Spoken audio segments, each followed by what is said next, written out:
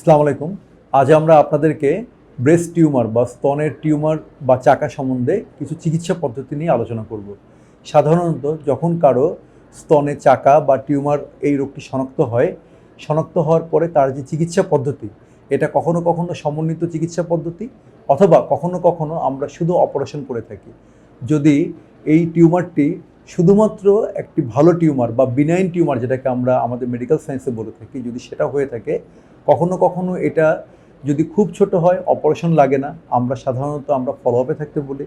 এবং যদি এটা আকৃতি একটু বড় হয় এবং যদি রুগী চায় বা তার যদি কোনো প্রবলেম ক্রিয়েট করে এটা, তখন আমরা অপারেশন করে থাকি।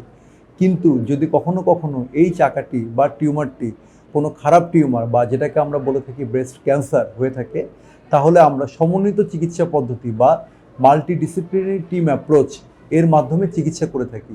এবং ওই সমস্ত যে চিকিৎসা, সেখানে অপারেশনের আগে বা কখনো কখনো পরে থেরাপি, যেমন কেমোথেরাপি বা রেডিওথেরাপির সাহায্য নেওয়া হয়ে থাকে।